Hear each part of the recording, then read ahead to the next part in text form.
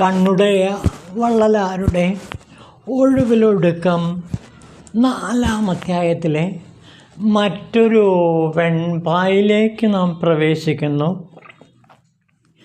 തത്വം 36 വിടും അളവ് അറിവായി താൻ സ്വയം തീർന്നിടാത്ത സത്യം കാണാതെ നിന്നോരറിവിന് ത്രിപിടി ഭേദമറ്റൊന്നിടത്തും പ്രത്യക്ഷപ്പെട്ട് കാണാനരുതൊരു ശിവനെ കണ്ടിടാൻ കഷ്ടം.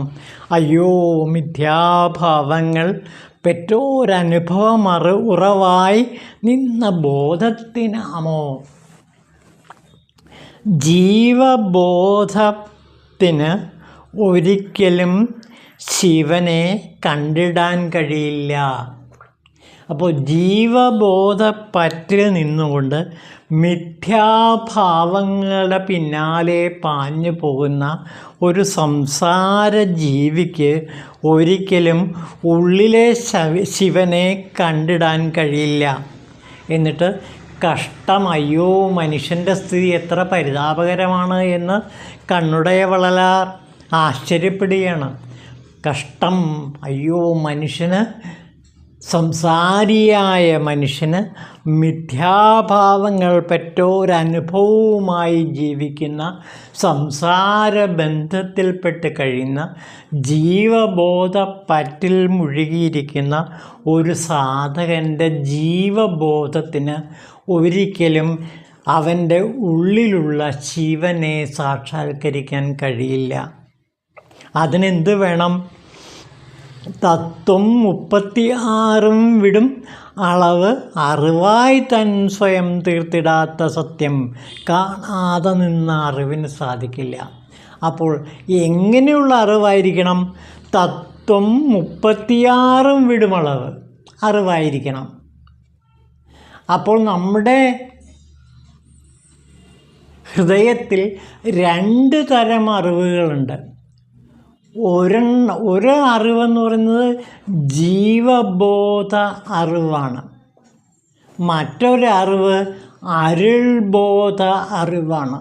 നമ്മുടെയൊക്കെ ജീവിതത്തിൽ, സാധാരണക്കാരുടെ ജീവിതത്തിൽ ഈ ജീവബോധ അറിവാണ് നിറഞ്ഞു നിൽക്കുന്നത്. നാം ഇപ്പോൾ കാണുന്നു, കേൾക്കുന്നു, അനുഭവിക്കുന്നു. കാണുന്നവൻ, കാണുന്ന കാഴ്ച, കാണുന്ന അവസ്ഥ, ഇതെല്ലാം ഈ ബാഹ്യമായ അറിവാണ്. ഈ ബാഹ്യമായ അറിവിനെയാണ് ജീവബോധ അറിവ് എന്ന് പറയുന്നത്. അത് ജീവ അറിവാണ്. നമുക്ക് വേണ്ടത് അരുളറിവാണ്, അതായത് പര അറിവാണ്. പര അറിവ് എന്ന് വെച്ചാൽ എന്താ? അരുളറിവാണ്. അരുളറിവ് എന്ന് വെച്ചാൽ എന്താണ്? അത് സാക്ഷാൽ എന്നെക്കുറിച്ചുള്ള അറിവാണ്. ഞാനായിരിക്കുന്ന ആ അറിവ് എന്ന അവസ്ഥ. അവിടെ ത്രിപുടി നാശം സംഭവിക്കുന്നു. അപ്പോൾ ത്രിപുടി നാശത്തോടെ കിട്ടുന്ന ആ അറിവായി തന്നെ താനായി അറിവായി ശോഭിക്കുന്ന ആ ശിവ അറിവ്, ആ ശിവ അറിവാണ് അരുളറിവ്. ആ അരുളറിവാണ് സാക്ഷാൽ ശിവം. അപ്പോൾ ശിവ അറിവ് വളർന്നാൽ മാത്രമേ ഈ ജീവ അറിവ് ഇല്ലാതാകുകയുള്ളൂ. ജീവ അറിവ് എന്ന് പറഞ്ഞാൽ അതൊരു അജ്ഞാനമാണ്, മിഥ്യയാണ്. ഈ ജീവ അറിവ് യാഥാർത്ഥ്യമല്ല, എന്നും നിലനിൽക്കുന്നുമല്ല.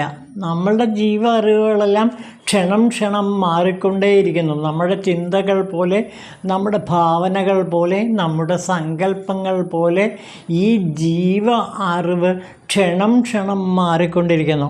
ആ അറിവ് മാറിയിട്ട് അരുളറിവ് പ്രകാശിക്കണം. ആ അരുളറിവ് പ്രകാശിക്കുമ്പോൾ, ആ അരുളറിവ് എങ്ങനെ പ്രകാശിക്കും? ഈ ജീവ അറിവ് അജ്ഞാനമാണെന്നറിഞ്ഞാൽ മതി. ജീവ അറിവ് കേവലം മിഥ്യയാണ് എന്ന്, അല്ലെങ്കിൽ അത് സാങ്കല്പികം മാത്രമാണ് എന്ന് അറിഞ്ഞ അറിവുണ്ടല്ലോ, ആ അറിവ് കൊണ്ട് ഈ ജീവ അറിവ് സ്വയം ഇല്ലാതായിത്തീരും. പിന്നെ ബാക്കി അവശേഷിക്കുന്നത് ശിവ അറിവാണ്, അഥവാ അരുളറിവാണ്, അഥവാ പര അറിവാണ്. ഈ പരവെളിയിൽ, ഈ വെട്ടവെളിയിൽ എത്തിക്കഴിയുമ്പോൾ നാം ശുദ്ധ ശിവമായി മാറുന്നു. ഇത് ജീവബോധ അറിവ് കൊണ്ടൊരിക്കലും കാണാൻ കഴിയില്ല. ഇതാണ് കണ്ണുടയ വള്ളലാർ ഈ പാടലിൽ പറയുന്നത്. തത്വം 36 ഒഴിഞ്ഞു മാറണം, അപ്പോഴേ ഈ അരുളറിവ് തെളിഞ്ഞ് വരുള്ളൂ. തത്വങ്ങൾ 36 എന്ന് പറയുന്നത് എന്താ? ആ ഇന്ദ്രിയ ജ്ഞാനം, അതേപോലെ തന്നെയുള്ള അറിവുകൾ, ബാഹ്യ അറിവുകൾ, ജ്ഞാനേന്ദ്രിയങ്ങൾ, കർമ്മേന്ദ്രിയങ്ങൾ, മനസ്സ്, ബുദ്ധി, അഹങ്കാരം, ചിത്തം തുടങ്ങിയ 36 തത്വങ്ങളും ഒഴിഞ്ഞു മാറണം. ആ 36 തത്വങ്ങളും ഒഴിഞ്ഞു മാറുമ്പോൾ സ്വാഭാവികമായിട്ട് അരുളറിവ് സ്വയം പ്രകാശിച്ചു നിൽക്കും. ആ അരുളറിവിനെ മറച്ചു നിൽക്കുന്ന ജീവബോധ അറിവാണ് ഈ 36 തത്വങ്ങൾ. അതായത് ജ്ഞാനേന്ദ്രിയങ്ങൾ, കർമ്മേന്ദ്രിയങ്ങൾ, മനസ്സ്, ബുദ്ധി, അഹങ്കാരം, ചിത്തം ഇതെല്ലാം ഒഴിഞ്ഞൊഴിഞ്ഞൊഴിഞ്ഞു പോകുമ്പോൾ, ഈ 36 തത്വങ്ങളും ഇല്ലാതായി തീരുമ്പോൾ സാക്ഷാൽ അരുളറിവ് തെളിഞ്ഞ് വരും. ആ അരുളറിവാണ് ശിവം. ആ അരുളറിവിൽ, അതായത് ത്രിപുടി നാശത്തിലൂടെ സംഭവിക്കുന്ന ആ ശിവത്തിലേക്ക് നീ എത്തിച്ചേരുക എന്നാണ് കണ്ണുടയ വള്ളലാർ ഇവിടെ നമ്മളോട് പറയുന്നത്. അപ്പോൾ പറയുന്നത് ഇതാണ്, ഈ 2 അറിവുകളാണ് നമ്മളെ നയിക്കുന്നത്. അതിൽ ഒരറിവ് ജീവബോധ അറിവാണ്. സ്വസ്വരൂപ വസ്തുവിനെ പൊതിഞ്ഞു നിന്ന തത്വങ്ങളാകുന്ന ഈ 36 അറിവുകളും തൻ്റെ ജ്ഞാനസ്വരൂപം ഉദയമാകുമ്പോൾ സ്വയം ഇല്ലാതായി തീരും. ഈ അറിവും അവിടെ അറിയുന്നവൻ, അറിയിക്കുന്നവൻ, അറിവ് എന്നുള്ള ആ ത്രിപുടീഭാവത്തിലാണ് കാണപ്പെടുന്നത്. ഈ ത്രിപുടീഭാവം നശിച്ചു കഴിയുമ്പോൾ സൂക്ഷ്മതമമായ ആ ശിവം നമ്മിൽ പ്രകാശിച്ചു നിൽക്കും. അപ്പോൾ എല്ലാ സങ്കല്പങ്ങളും മിഥ്യയാണ്, എല്ലാ ജീവബോധ അറിവും മിഥ്യയാണ് എന്നറിയുക. ആ ഭാവനകളിൽ കൂടി തോന്നുന്ന രൂപങ്ങളും അവയെ കണ്ട അനുഭവങ്ങളും തനുസരണം മിഥ്യ തന്നെയായിരിക്കുമെന്ന് നമുക്ക് തീർച്ചപ്പെടുത്താം. ഇങ്ങനെ മിഥ്യയെ ആധാരമാക്കി നിൽക്കുന്ന ജീവബോധത്തിന് ഒരിക്കലും അരുൾ ബോധത്തെ കണ്ടെത്താനാവില്ല. അപ്പോൾ ഈ ജീവബോധ അറിവിന് സത്യബോധത്തെ ഒരിക്കലും വ്യക്തമാക്കി കാണിച്ചു തരാനുള്ള കഴിവില്ല. അപ്പോൾ എന്ത് വേണം? ഈ 36 തത്വങ്ങൾ ഒഴിഞ്ഞു മാറണം. അതായത് ജ്ഞാനേന്ദ്രിയങ്ങൾ, കർമ്മേന്ദ്രിയങ്ങൾ, പിന്നെ അതേപോലെ ബുദ്ധി, മനസ്സ്, അഹങ്കാരം, ചിത്തം തുടങ്ങിയ ഈ 36 തത്വങ്ങളും ഒന്നൊന്നായി ഒഴിഞ്ഞു മാറുമ്പോൾ സാക്ഷാൽ ശിവമാകുന്ന ആ അരുൾ പെരും ജ്യോതി നാമായി മാറും. അതാണ് അതിൻ്റെ പ്രത്യേകത. എന്നിലെ ഞാൻ അരുൾ പെരും ജ്യോതിയായ ശിവമായി മാറും. ഇതാണ് കണ്ണുടയ വള്ളലാർ പറയുന്ന സത്യ അറിവ്. തിരുമൂലദേവൻ്റെ തിരുമന്ത്രം 9ാം തന്ത്രത്തിൻ്റെ അവസാന ഭാഗത്ത് ഈ സ്വസ്വരൂപ ഉദയത്തെക്കുറിച്ചിട്ട് സാക്ഷാൽ തിരുമൂലദേവൻ അനുഭവം വ്യക്തമാക്കി കാണിക്കുകയാണ്. ഇതാ നോക്കൂ, ഗംഭീരമായ ആ സത്യമൊഴി. പരമഗുരുവരൻ പരമേശ്വരൻ എങ്ങുമായി സ്ഥിരനായിരുന്നിട്ട് ഏതിനോടും ചേർത്ത് ഒഴിവറ്റോനായി നിറവുറ്റതൻ സ്വരൂപത്തോടൊത്ത് ചേർന്നിരിക്കുന്ന അറിവ് എന്നു മാത്രമായി ഇരിക്കും തുരീയമോർക്കൂ. അപ്പോൾ തുരീയവും തുരീയാതീതമായ തലവും എന്താണ്? ഈ അറിവ് ഒന്നു മാത്രമാണ്. താനായിരിക്കുന്ന ഈ അറിവ് ഒന്നു മാത്രമാണ്. രൂപമില്ലാതെ നിന്ന് രൂപത്തെ പുണർന്നിടും, കരുവല്ലാതെ നിന്ന് കരുവായും ഭവിപ്പുതാൻ, അരുവല്ലാതെ നിന്ന മായാമനുഷ്യനെത്തൻ ഗുരുവെന്നല്ലാതെ ആർക്കും ചെന്നെത്തിയിടാനാമോ? അപ്പോൾ ഗുരുവിനെ ചെന്ന് എത്തിച്ചേരുക, ശിവത്തെ ചെന്ന് എത്തിച്ചേരുക. അങ്ങനെ ശിവത്തെ ചെന്ന് എത്തിച്ചേരുമ്പോൾ ഉണ്ടാകുന്ന അനുഭവത്തെ ഈ തിരുമൂലദേവൻ വിവരിക്കുന്നു. നോക്കൂ, ശിവരൂപം ധ്യാനിപ്പോർക്ക് അവൻ ജ്യോതിർമയായി നിൽക്കും. ശിവരൂപം ധ്യാനിക്കുന്നവർക്ക് ഒഴിയും കാണാനൊക്കും. ശിവരൂപം ധ്യാനിക്കുന്നവർ ദേവന്മാരായി നിൽക്കും. ശിവരൂപം ധ്യാനിപ്പോരി ലോകം കടന്നവരാവും.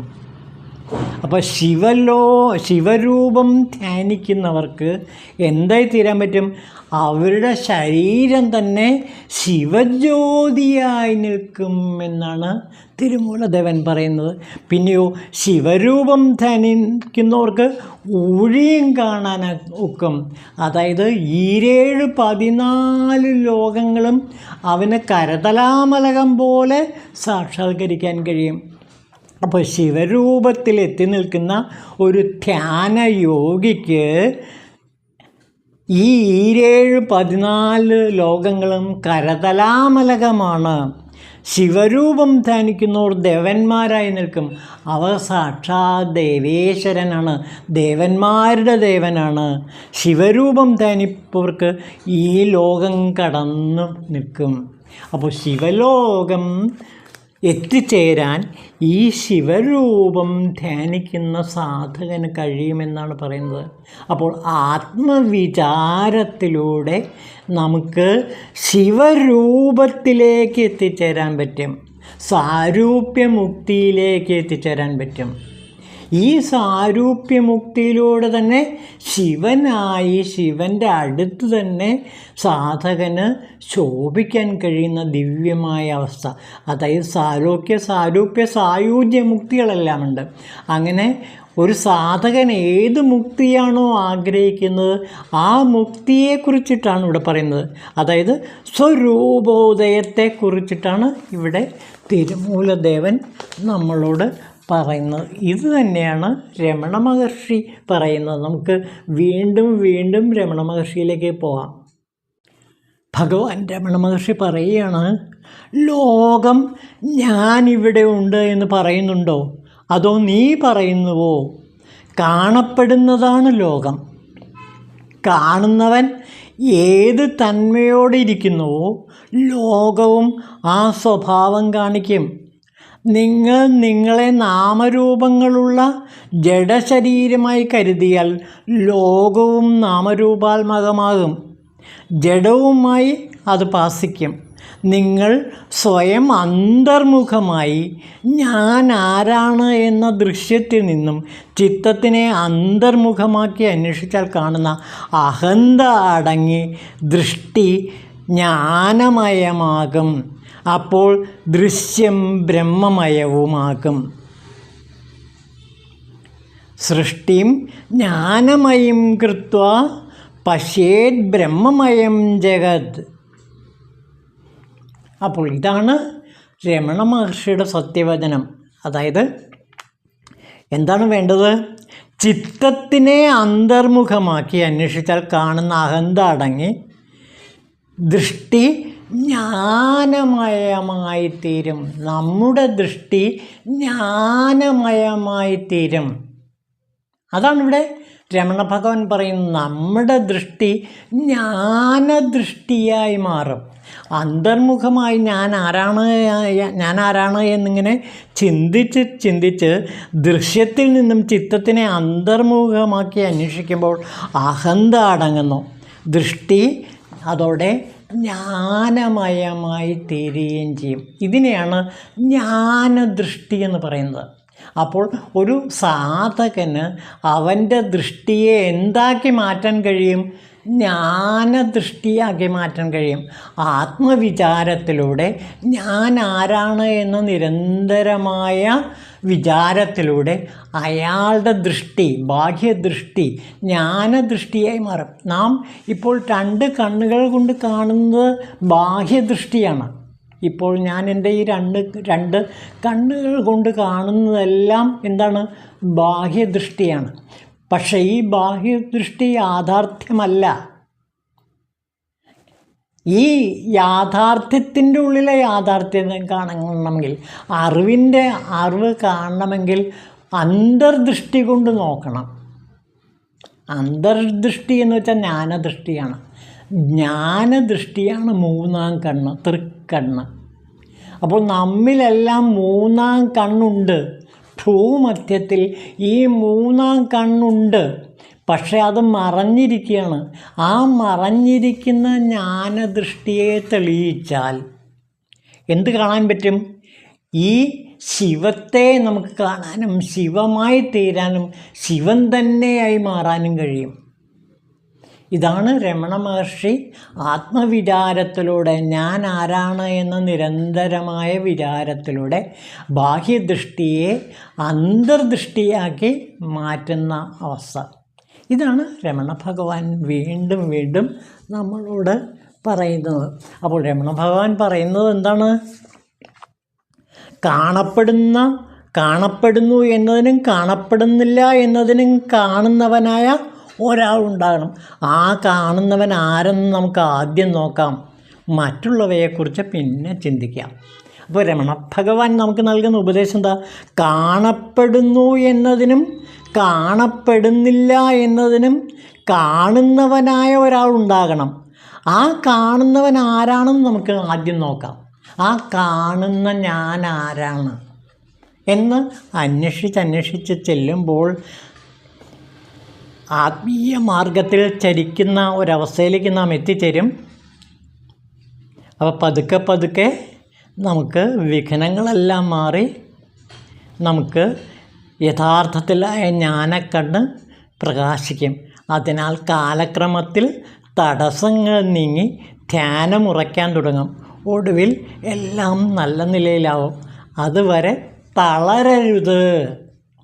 രമണ മഹർഷി നമുക്ക് പറയുകയാണ്, ഇതിൽ പരാജയങ്ങളുണ്ടാകാം, ഒരിക്കലും തളരരുത്.